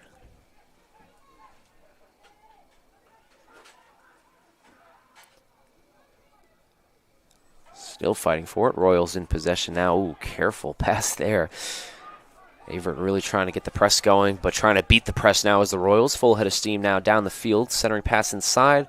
Yates is going to come out and grab it. The way that EMU played out of the Averett press is different to what we saw in the first half. In the first half, they opted more for long passes, trying quickly to get in behind. There's a long pass right there. Here comes a chance Yes! shot and a score! Yes! The Cougars break through. 1-0 here on homecoming. Averett gets the goal.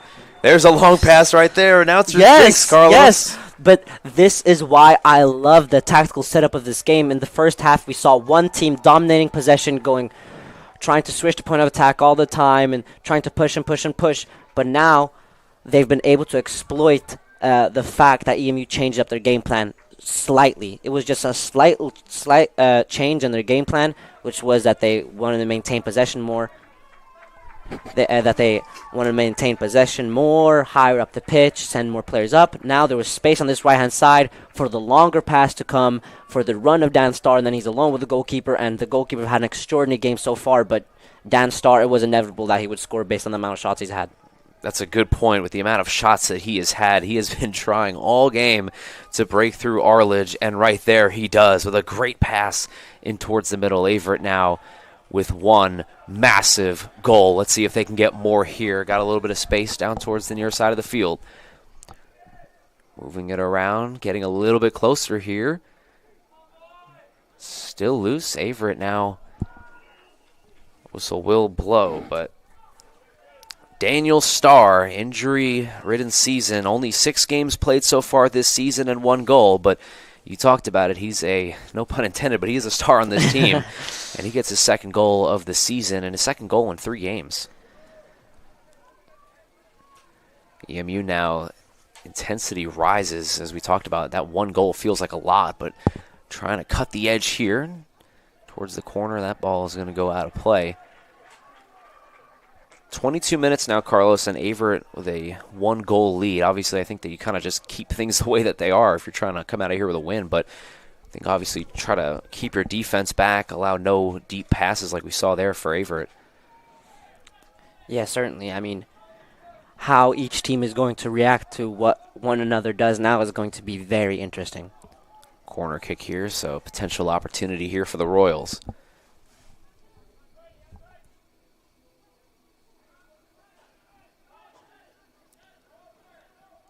Here comes the corner, getting it towards Yates. Yates jumps up and catches it, and secures it to the ground.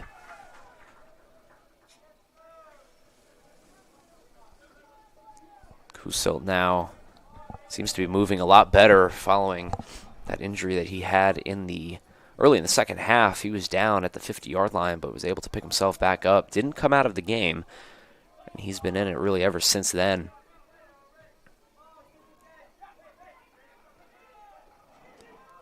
Pass over towards the left side here. Buckley moving it over, centering pass inside. It's going to be booted up and out, still loose. Cougars trying to retain that rebound, and they do. Pass back over to the left, inching closer and closer here as this one is going to get hit out of play.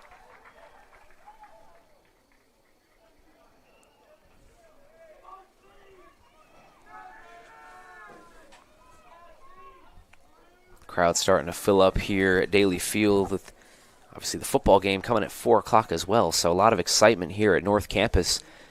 Beautiful day, sunshine, 65 degrees, and the Cougars with a 1-0 lead here, and they'd like to hold that. Corner kick here with Kuselt. Deep one here, trying to get a header over. Still loose, dangerous opportunity, and it's going to go over the net. A good chance there, but the Cougars can't find the back of the net with 20 minutes and 30 seconds remaining. Very interesting here, Carlos. I mean, Averett now scored that goal, but yet they're still on the attack. And if you're EMU, you have to find a way to create some offensive possessions, right? Yeah, you have to. Here's an offensive possession again here for the Cougars. Still on his foot. It's going to go up, and it's going to go wide left. Averett is just not letting up here down the stretch. It looks like there's going to be an injury down there. Let's see if the training staff comes on. He's going to pick himself back up there with a little help from the referee and some of his teammates. He's going to set up another corner kick here for the Cougs. Love the energy I'm seeing here from Averett today. It's night and day from what we saw on senior day against Shenandoah, especially in that first half of that game. Averett is coming out with some fire here, and they're looking to build on it. Comes another corner kick, deep one. It's going to be headed back out.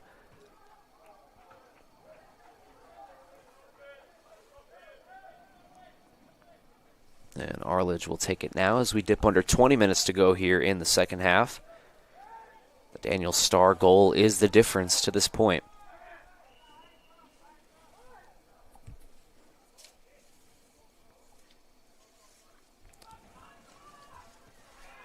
And if Averett's going to make a playoff push here, try to get into that top 8, I think Starr is definitely one of those guys that you could look at and say, you know, he gives us a shot. You know, he missed a lot of games early in the season, but now that he's back, could provide some power for this offense for Averett.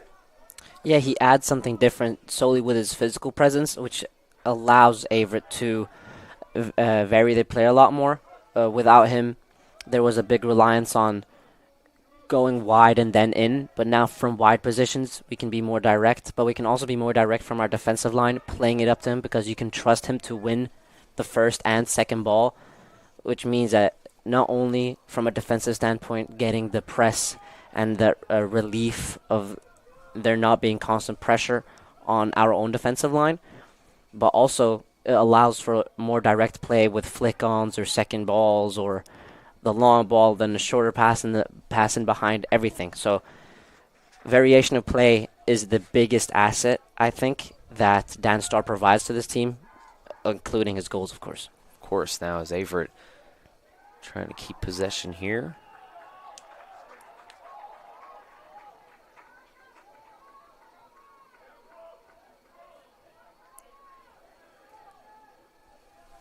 You know, on the flip side of this, and we talked about it a few minutes ago, but the Royals, I mean, there's still a lot of time left in this game, under 18 minutes to go, but man, they've got to get something going here and test Yates. You know, if you're Coach Carey, that is the number one thing on your mind right now. It's trying to find a way. How can we find the back of the net and tie this game up here and avoid taking a loss? Free kick here, trying to get it over. Good opportunity, but Yates is right on it. He corrals it and makes the save. Yes, certainly. If you are the coach of EMU, you have to start throwing the kitchen sink at it at least when it's 10 minutes left. I mean, I think he has to change formation now if I was him, because the way the team is set up, it's set up to defend, and the players have been coached to do so, and they do so very well. But now they have to understand there's a new task at hand. It's not to keep a clean sheet, it's to score. Exactly. The clean sheet obviously has turned into a dirty sheet if you're the Royals, and now you're just trying to get back onto the bus without the loss. And right now, EMU 9th in the ODAC, like we talked about a few times, but you know, if they were to get this win here today, and obviously now that would take 2 goals, but they would be in a tie for that 8th spot. So this is a big game for them. You know, obviously, we talk about it all the time for Averett and how they're trying to get back into the playoffs, but EMU now in danger of dropping a game in which they have to have down the stretch here trying to make the playoffs, and the Cougars trying to get right back into it. With possession here now on offense. We talked about how the EMU coach needs to make changes, and he just did. He made a handful of changes just now, trying to get some fresh legs and fresh minds. But not only is it to get fresh legs and fresh minds, 3 of the changes he just made, he took out defensive players, which shows a clear intent that, hey, they're here to score goals. Yeah, to use a hockey analogy, it's kind of like pulling the goalie almost down the stretch. You know, you're trying to create as much offense as possible, and you know, trying to find a way to put a goal in the back of the net and not worry too much about playing defense. As speaking of trying to play defense, here comes a shot towards the net, and it's just going to be a little bit wide. But a good opportunity there for the Cougars to put this one on ice. Arledge there has been tested a lot in this game, and that one again just over his head and out of play. 15 minutes to go here.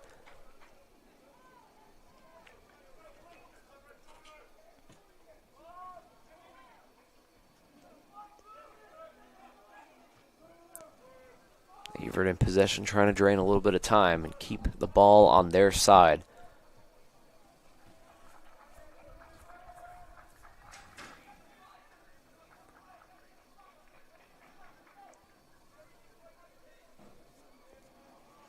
With that more offensive-orientated lineup here, the Cougars could be smelling blood in the water and, you know, try to, like we just saw there, try to put one more goal up. And at that point, 2 goals at this point in the game would feel insurmountable for the Royals. Yeah, I think a win and a clean sheet would do the world of good for Averett right now. Still loose. Foot race now, trying to get it.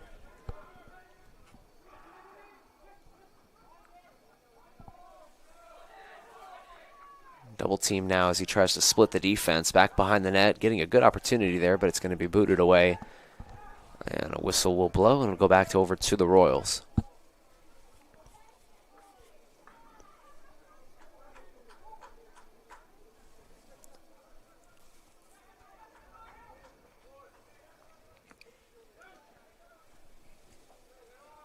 Arledge back into it. Chris Sebastian there trying to find somebody. And a reminder, under 5 minutes with substitutions, the time will stop. And for EMU, they're going to need every second they can here down the stretch trying to close this one out.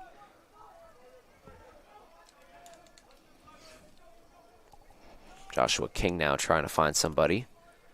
Defended by Oliver Kusalt. Kusalt trying to find somebody. Here comes a pass inside. Here comes a shot. And it's a score. The Royals flip the script and tie this game up on a turnover from Kusalt. And we have a 1-1 ball game. And just like that, Carlos, we were talking about it.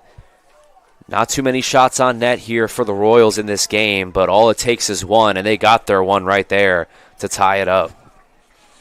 Yeah, it's like we talked about earlier in the game, how the Royals are going to bank on staying organized, disciplined, and firm defensively, and then just bank on getting that one chance and making the most out of it. And they've tried through set pieces. They've tried through long passes, and now they've been able to do so through the high press, winning the ball and just, I was going to say pounce, but that's exactly what they did. And credit where credit's due. EMU have done a great job in keeping Averett at bay for most of this game. And now they remain patient, remain true to their game plan, and they're now reaping the rewards. Yep, the Royals break through just like the Averett did a few minutes ago. Here comes a shot towards Arledge, and he's able to pick it up. And now the vibe of this whole game really changes as Averett played terrific defense for most of this game up until that point there. Wasn't even really their defense. They were a turnover in their own end. And you saw that press by the Royals, and that looked like a team that was down a goal with 10 minutes to go, trying to fight for that ball, and they got it.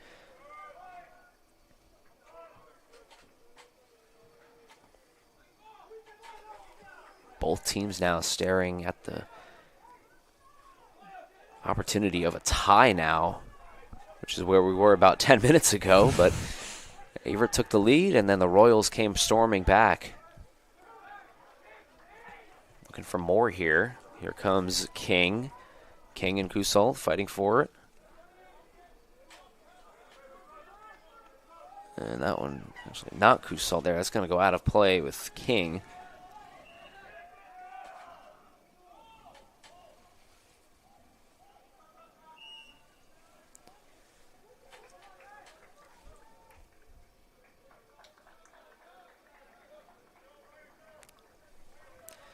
That change there by Coach Justin Carey, like you talked about, to put 3 offensive players in the game to really try to make something happen on offense, and it worked.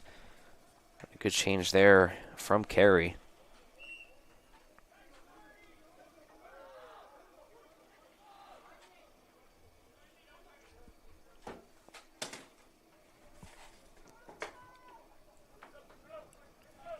Ball is going to go up in the air and still loose. Averett trying to pick it up. Daniel Starr down there as well. Arledge all the way out of the net, trying to boot this one back over.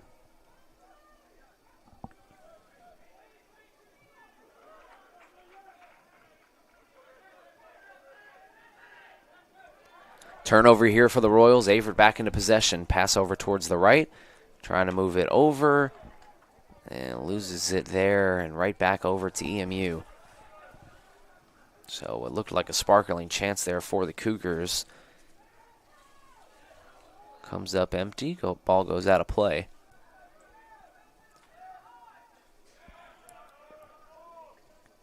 But you were right, Thomas, that the chance could have been really good because of how good the press was. Right. Averett were able to press and win it in EMU's defensive third, and that's what they were so good at in the first half, and then that's kind of dropped in the second, but then they've again picked it up now, and that's what they need to do, because EMU are probably going to revert back to their old game plan, staying firm, direct play, long balls, and if you stay low and let them play those long balls, that means they're going to play in the way they want to play. So this high press means that they're going to have to do that they're going to have to make mistakes, if that's turning over the ball as for a throw-in or just losing the ball in their own defensive third, whatever it may be.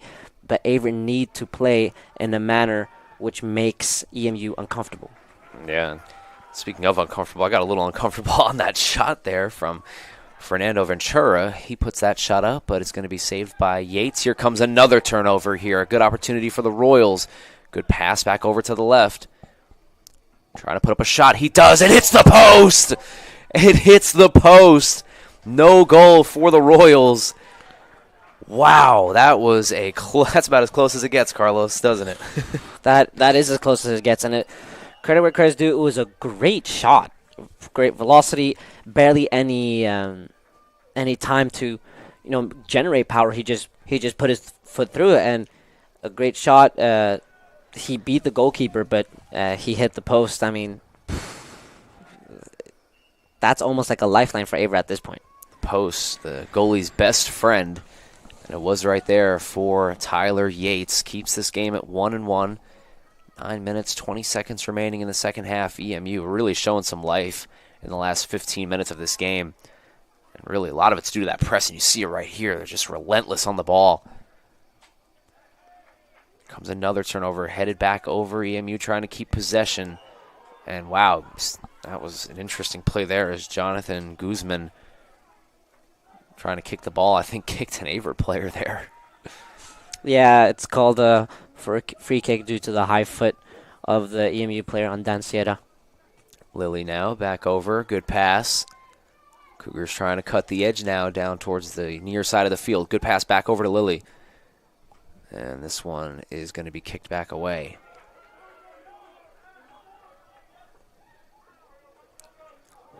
Jan Caesar now with the ball.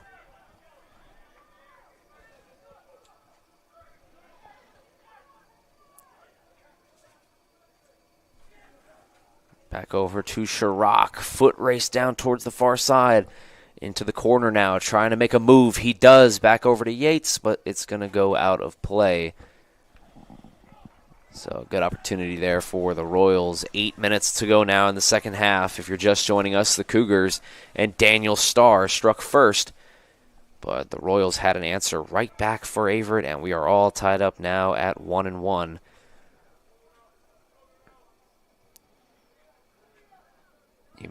EMU's goal was scored by Chirac. Caden Chirac putting it in the back of the net.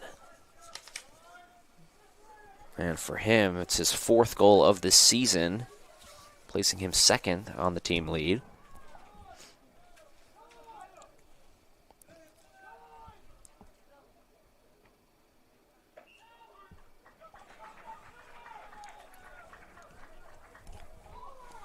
So home stretch action here on homecoming.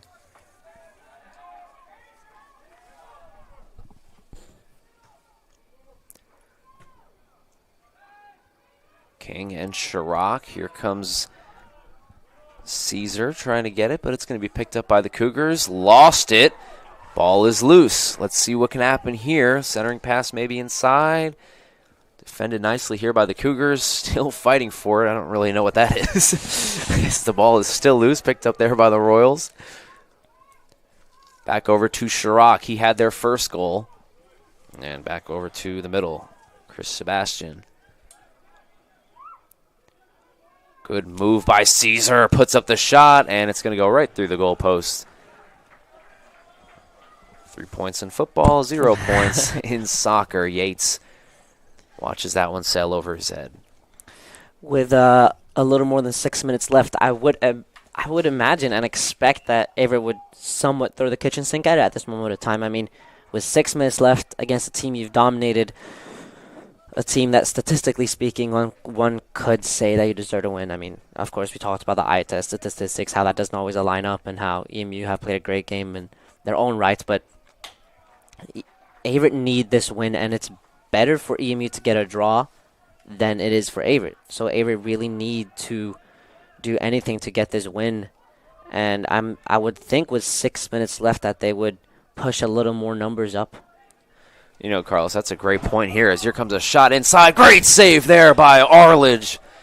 Good opportunity there for the Cougars, but nothing doing. Arledge answers the call again. He has been Superman for this Royals team this afternoon. Averett still with the ball, though, towards the left side of the corner. Shot blocked and out of play. But you mentioned, Carlos, just want to touch on that again. A draw is a lot better for EMU than it is for Averett. That's what you just said there, and it's so true. The Cougars only have 3 games left in this season. They're 12th in the ODAC. They're trying to make the playoffs. And so you really got to try to make something happen here. You can't settle for this tie. You got to come out here and try to get this win. Corner kick now. It's up. It's close, and it carelessly falls to the ground. Here comes another shot, and that is way wide right. We talked about the EMU goalkeeper, who has had a phenomenal game. No doubt, we're not gonna give him any slack. We're not gonna take away any of his credit. But I just want to talk about how good that Averett play was to create that chance. Oh yeah, for sure. You know, it was some short passes and then the longer pass through from Dan Starr to find John Thomas Buckley. Very impressive play, able to play in between the lines of EMU to find that space in behind. They did a great job to do so, and we need more of that from Averett. Rodriguez to Chirac. Chirac the pass, and it's a post, and it goes back in! A goal for the Royals on a miracle shot. The Cougars are distraught, and the Royals take the lead. Chirac with the pass, it hits the post, it rebounds back in, and Averett down now 2-1 with 4 minutes and 2 seconds remaining. This game has flipped in the matter of 15 minutes. And Averett now fighting for their lives here. I don't even know what to say about that shot. I mean, that was crazy.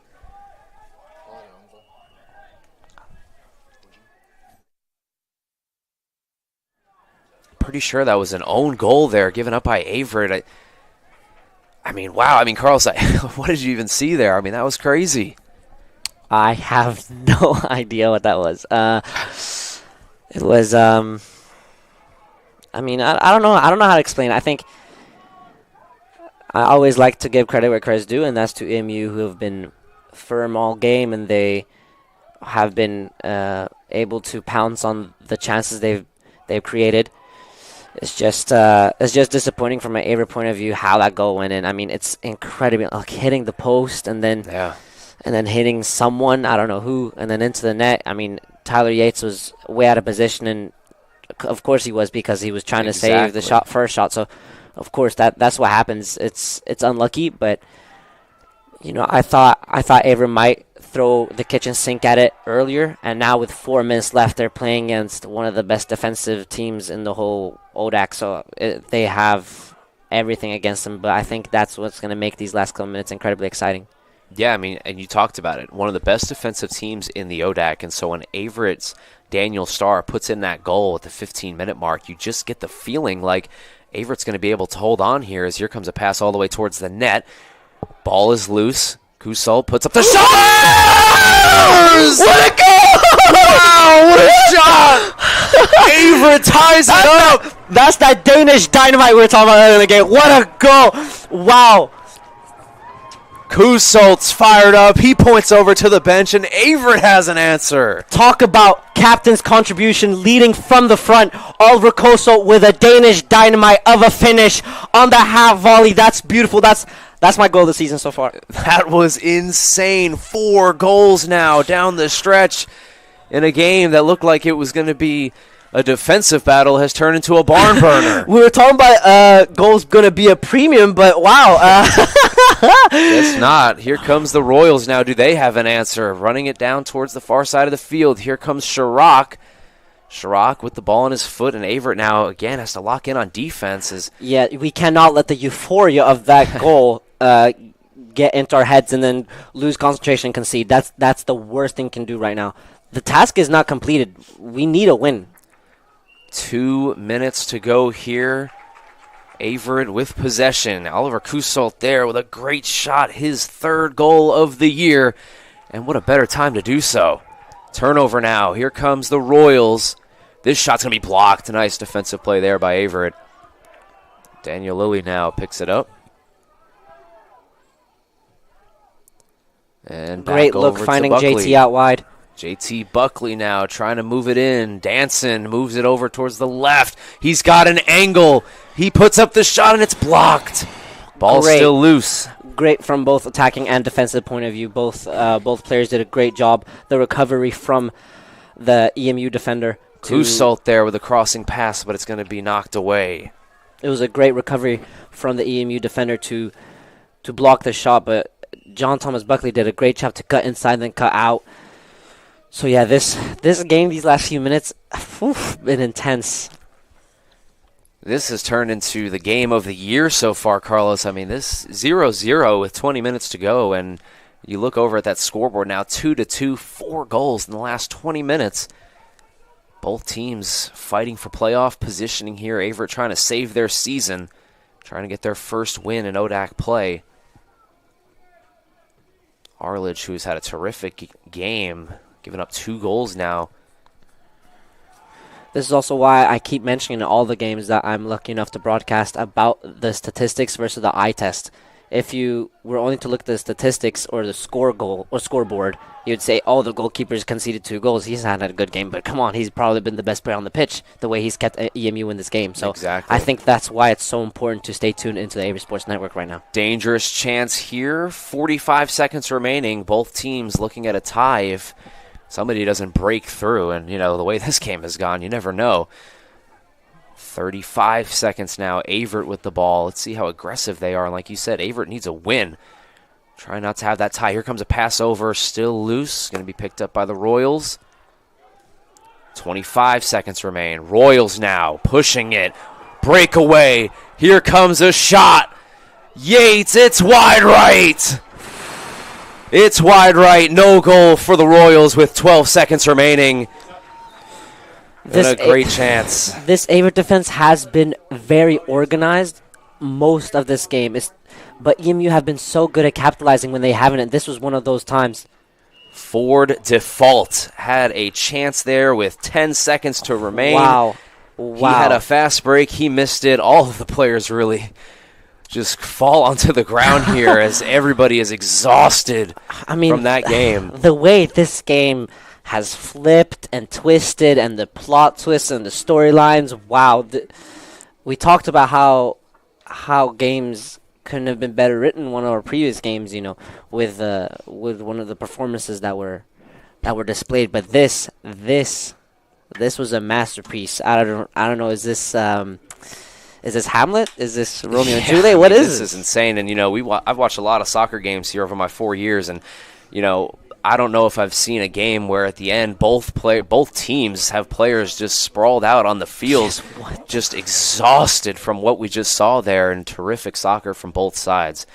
We finished this one with a 2-2 tie. Averett led by a goal and then was trailing by a goal, gave up 2 goals in a row, and then Oliver Kusal tied it up.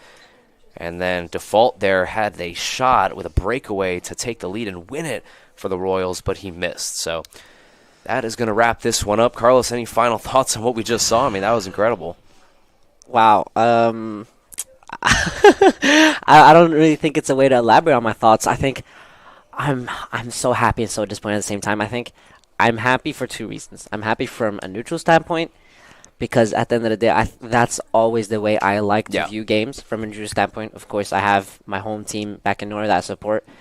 But I love to watch games from a neutral standpoint because that means I get to appreciate greatness more. And what we just witnessed was great ODAC soccer. I mean, 2-2 and all goals being relatively late in the game with intense play with 2 totally different teams going at it, and the tactical masterclasses that were at display, but also the individual performances, you know, the way that both goalkeepers stood firm in their own rights.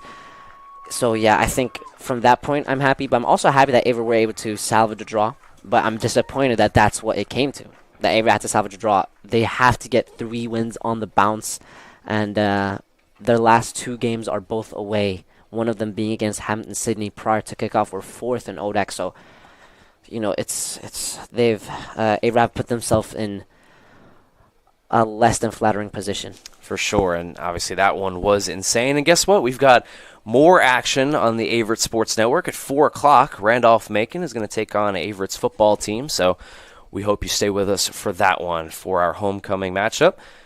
For Carlos, I'm Thomas saying so long, friends, and we hope to join you there for Averett's football game later in the day. So long. Thank you very much for having us.